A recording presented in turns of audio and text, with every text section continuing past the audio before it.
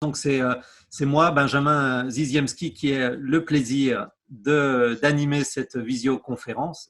Je me présente en deux mots. Je suis directeur d'un festival de théâtre, festival théâtre sur un plateau, dans le département de l'Ain. C'est un festival en milieu rural, pas loin de Bourg-en-Bresse, que je dirige depuis plus de 12 ans maintenant. Donc bienvenue à vous tous. Donc voilà, nous sommes donc là pour parler de ce spectacle No Woman's Land. J'avais envie de commencer par un résumé, par parler du fond de ce spectacle, parce que comme ça, nous partons du même point de départ tous ensemble. Donc voilà tel qu'est présenté ce spectacle aujourd'hui. En 25 ans, le nombre de migrants a doublé dans le monde. La zone la plus sensible du globe est la frontière entre les États-Unis et le Mexique. Trafic d'êtres humains, drogue, violence et prostitution. Une journaliste enquête sur le voyage des femmes migrantes d'Amérique centrale en route vers les États-Unis. Elle découvre le Mexique du féminicide, des cartels de la drogue, des desaparecidas. Elle décèle une terre sans repère où la vie ne vaut rien, où les femmes sont des proies, des corps. Un monde où la violence est sans début ni fin, absurde et quotidienne.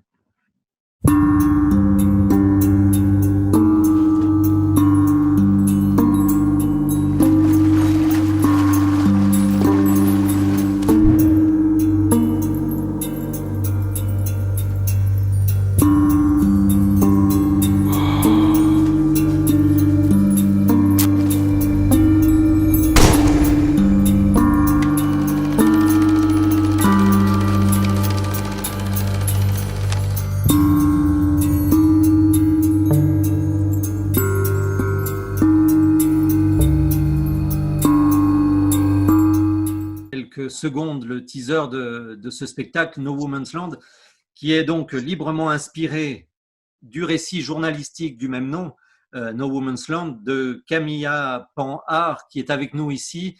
Vous êtes journaliste. Bonjour Bonjour. Camilla. Vous avez publié en 2016 aux éditions Les Arènes No Woman's Land, qui donne donc naissance à ce spectacle. J'avais envie donc de savoir quelles sont les motivations qui vous ont amené à aller mener cette enquête. Justement, ça a commencé par Amnesty Mexique, c'est-à-dire que j'ai lu une information qui disait qu'il y avait à peu près 6 ou 7 femmes sur 10 qui se faisaient violer en traversant le Mexique pour atteindre les États-Unis. Et j'ai pensé qu'on n'entendait pas la parole de ces femmes, qu'une fois arrivées là-bas, elles seraient aussi dans la survie, qu'elles ne pourraient pas témoigner de ce qui leur était arrivé. Et comme je faisais un travail déjà sur les témoignages en tant que journaliste, j'ai cherché à en savoir plus, et c'est aussi grâce aux rencontres au Mexique au fur et à mesure que j'ai pu faire cette enquête. C'est d'abord un anthropologue qui m'a parlé de la frontière sud du Mexique et du Guatemala, que je ne connaissais pas du tout, parce qu'on pense d'abord à la frontière du Mexique et des États-Unis quand on pense à la migration. Donc c'est grâce à lui que j'ai pu me rendre là-bas et commencer à mener mon enquête en partant justement du sud, cette frontière sud du Guatemala et du Mexique, qui à l'époque était très peu connue. Et en effet, une zone très, très violente pour les migrants et surtout les migrantes qui passaient par là. Carole Ventura, vous êtes comédienne et surtout aussi à l'initiative de ce projet. Qu'est-ce qui vous a, vous, poussé à parler de ce sujet-là et de vouloir le porter à la scène? Quand j'ai découvert Camilla Panhard qui parlait sur Arte de son enquête et de son récit journalistique, j'étais très, très frappée par son implication et son émotion par rapport à ce qu'elle avait vécu. Donc le sujet m'avait interpellée et également sa subjectivité, son implication par rapport à cela et qui faisait écho de façon étrange, parce que c'est un récit qui parle essentiellement de jeunes femmes. On parle de jeunes femmes là, dont la plupart ont moins de 20 ans qui disparaissent. Et voilà, moi j'ai beaucoup voyagé dans ma jeunesse, et pour moi, comme pour beaucoup d'Européens, le voyage est un lieu d'expérimentation, de découverte. Pour ces personnes-là, c'est un lieu de viol, de disparition. Et voilà, Camilla, dans son introduction de son livre, parle de sa volonté de rendre une voix, des gestes, des visages à ces femmes qui sont des anonymes. Et alors, je me suis dit, si le livre peut avoir ce pouvoir-là de répondre un peu à essayer d'ouvrir cet anonymat, est-ce que le théâtre ne pourrait pas être un autre porte-parole pour redonner des gestes, des visages, être un témoignage de ces femmes qui sont anonymes? Alors ça c'est intéressant, et pour le coup ça me fait rebondir auprès de vous, Luca Franceschi.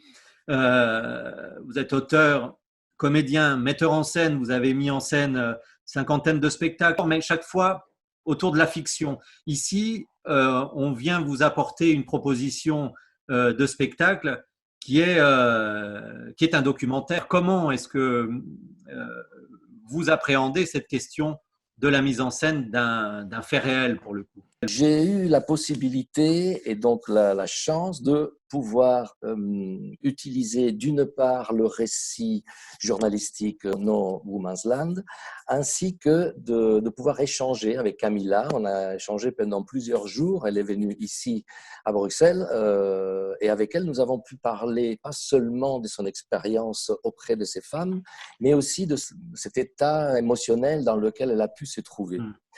Et ça a été un tout petit peu pour moi le point de départ de cette mise en scène, prendre le point de vue d'une journaliste qui se retrouve, une journaliste française qui se retrouve dans un pays et face à une situation absolument déconcertante. Et donc ce point de vue-là m'a aidé, mais quelque part, je trouve, m'a donné aussi la légitimité de pouvoir parler de quelque chose que je ne connaissais pas aussi profondément que ça, et de parler d'un sujet qui ne m'appartient pas par ma culture et par ma vie. La difficulté, ça a été vraiment celle-là, de se dire à quel moment on peut s'abandonner dans une transposition théâtrale sans trahir la véracité de ce dont nous parlons, et est-ce que, voilà, à quel moment on arrive à trouver l'équilibre avec tout ça. La réussite de ce spectacle-là et que vous soyez des passeurs de ce témoignage-là vient aussi de la mise en scène, Luca, du dispositif scénique. On est dans le théâtre, vraiment dans le théâtre, c'est-à-dire à la fois avec un dispositif scénique qui propose un arrière-plan qui disparaît, qui apparaît, c'est-à-dire vraiment où il y a une théâtralité qui se joue sur une scène, on a des micros, on a de la danse, on a un travail sur les lumières, on en parlera également avec la technique. On a tout un jeu vidéo de projection. D'ailleurs, on peut en dire deux mots de cette réalisation vidéo qui est absolument magnifique, tant dans l'esthétique que dans le montage de ce qui est projeté, des images projetées. Luca, qui a fait le montage vidéo qui est absolument merveilleux? Oui, le montage vidéo a été réalisé par Kristina Janashkova. Son apport a été absolument précieux pour la réalisation du spectacle.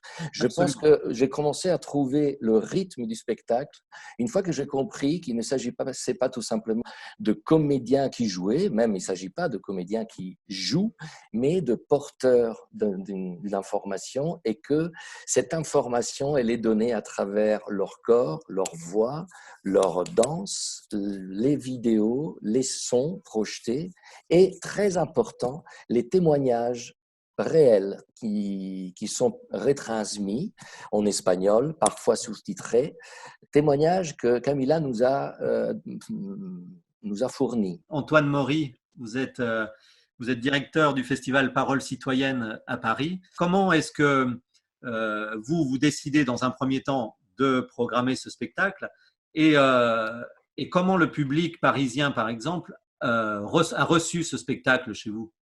Parole citoyenne, qui est un festival qui a fêté cette année sa 3e édition, qui est un tout jeune festival, vise à mettre en scène des écritures contemporaines et la parole d'artistes qui, comme la Compagnie dell'Improvviso, se saisissent de sujets de société et utilisent le média théâtral, l'expression artistique, comme une caisse de résonance de notre société. De ce point de vue, No Woman's Land s'inscrivait parfaitement dans l'ADN de ce festival. J'ai moi-même été profondément touché en tant que spectateur, parce qu'il y avait, je trouve, une harmonie extrêmement intelligente, extrêmement brillante de la part de l'équipe de création, entre ce qui relève du traitement documentaire, c'est-à-dire d'une parole qui passe, d'une parole réelle, et ce qui relève d'une expression artistique. Le théâtre ici est au bon endroit, puisqu'il permet à la fois cette immédiateté, voilà, c'est ici, maintenant, c'est une parole réelle, et il permet à la fois cette mise à distance. Donc on est entre les deux, on est entre l'immédiat, le présent, et la mise à distance d'un phénomène sociétal qui est profondément bouleversant. Et donc cette harmonie, elle met le public au bon endroit, c'est-à-dire à un endroit d'émotion, à un endroit de compréhension d'un phénomène qui n'est pas si connu que ça en réalité, et elle le met à un endroit de questionnement. Il y a vraiment un questionnement qui est amené par cette pièce de manière très subtile, pas du tout brutale, et qui en tout cas a été vraiment perçu dans sa plénitude par le public du festival qui a assisté à cette représentation. J'avais envie de partager avec vous, puisque cette fois-ci sur ma casquette de directeur du festival Théâtre sur un plateau, où j'ai effectivement accueilli No Woman's Land l'été dernier. Mon festival est un festival en milieu rural. On est sur un festival très éclectique, à la fois du classique, du contemporain, des comédies, etc. Et on avait programmé No Woman's Land avec un peu toujours l'appréhension que le public ose venir voir des sujets aussi forts.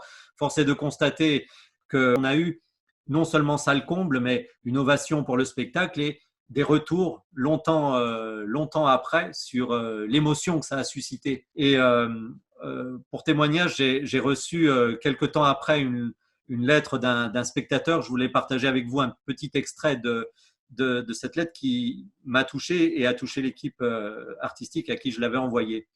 On est dans la barbarie, dans l'humain à son pire, mais aussi dans des éclaircies à son meilleur. Dans un voyage vers la mort, un désespoir au milieu des morts, un voyage que nous connaissons et que nous oublions chaque fois. Tout cela dans un spectacle de docu-théâtre aussi sobre que nécessaire à nos vies de nantis, servi par des acteurs qui se mettent entièrement, humblement, en une magnifique simplicité au service de l'hommage à ces femmes. Spectacle indispensable. Et j'avais envie qu'on aborde maintenant justement la question du féminicide. Et avec vous, pour commencer, Dominique Dehaye, en quoi vous pensez que justement une œuvre artistique, et en l'occurrence cette pièce de théâtre-là, est utile dans le combat que vous menez avec Amnesty dans la lutte contre les féminicides? Merci beaucoup. Oui, donc je suis coordonnatrice droits des femmes pour Amnesty Belgique francophone. Je suis tombée amoureuse de cette pièce quand je l'ai vue et je l'ai trouvée, je ne veux pas être provocatrice, légère et tout à fait exagérée. Mais je crois maintenant comprendre pourquoi je n'ai pas eu une chape sur les épaules. D'une part, je connaissais la situation, mais c'est vrai, ce côté esthétisant permet justement de ne pas encaisser trop. Quand on la voit, c'est tellement beau que ça donne ce côté esthétique permet de supporter plus ce qu'on entend.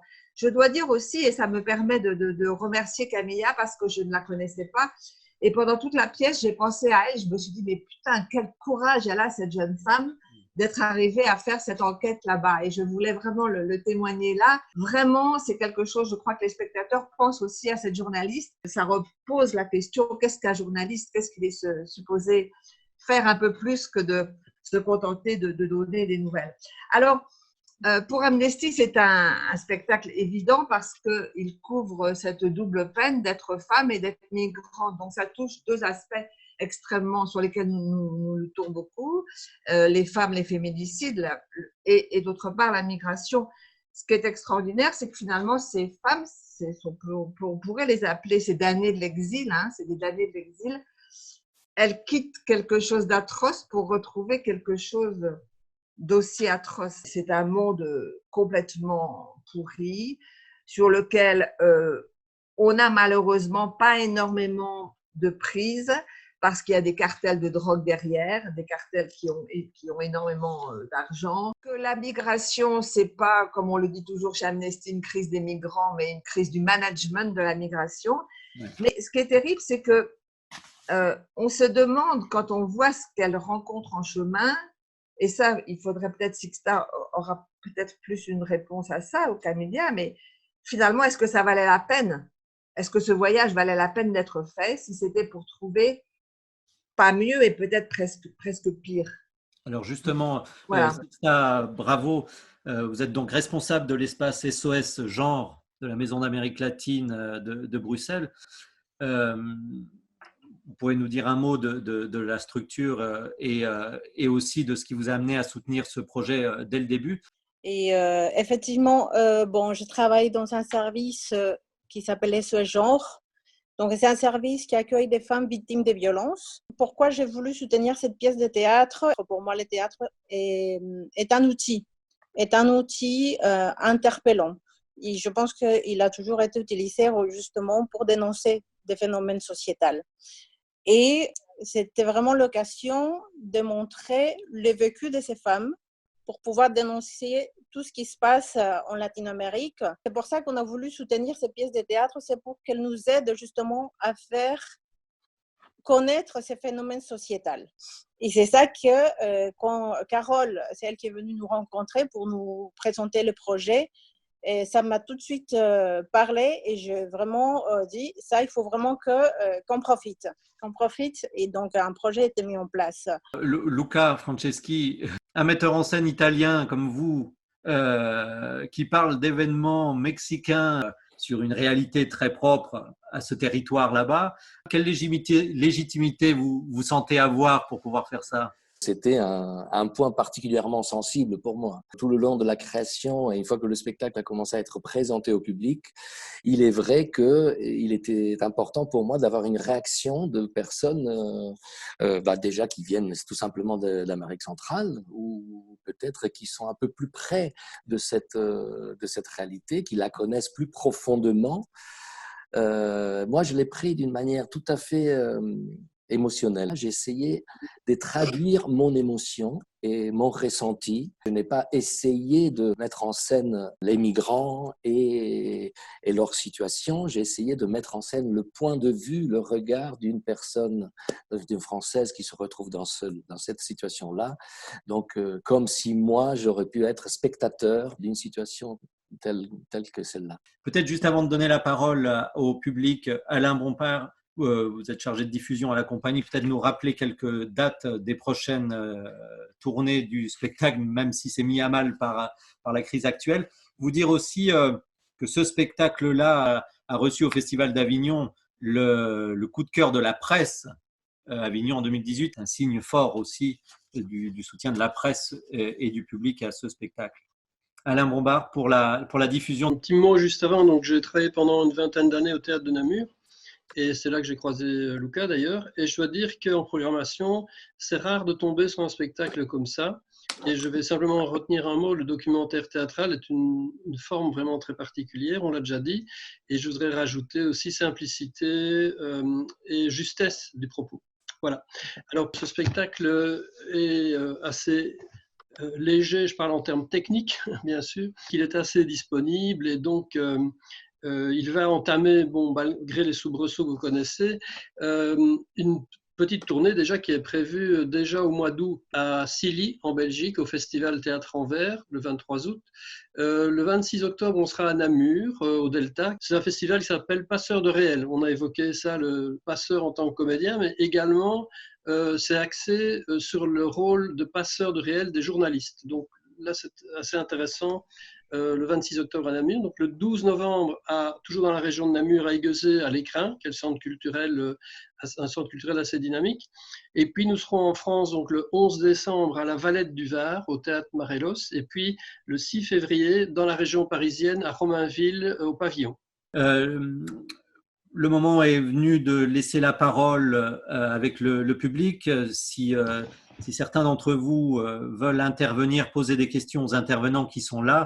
Bonjour, Oui, bonjour.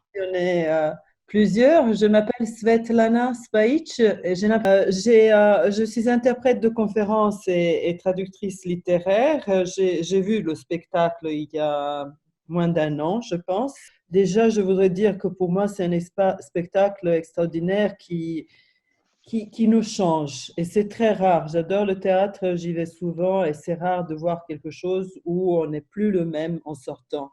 Et j'ai senti que je n'étais pas la seule à avoir cette impression. Donc, je veux une fois de plus remercier et féliciter Camilla et Luca et Carole. Et j'ai une question, étant donné que je collabore avec quelques festivals de théâtre en ex-Yougoslavie, dont je suis issue.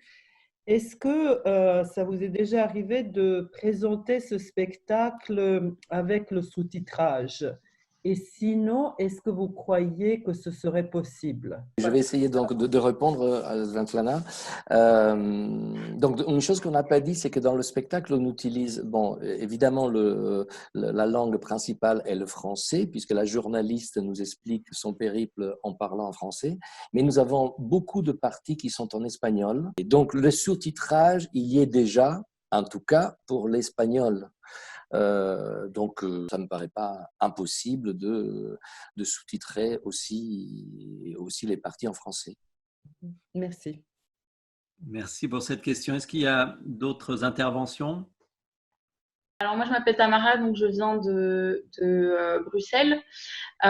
Et déjà, je voulais dire un grand merci d'avoir mis en scène ce récit. Je pense que c'est extrêmement important de mettre en scène quelque chose de si dramatique et de si important, il me semble. Et je pense que le théâtre a cette qualité que les autres médias n'ont pas, c'est que le public ressent l'émotion et l'émotion, je trouve, traverse beaucoup plus facilement.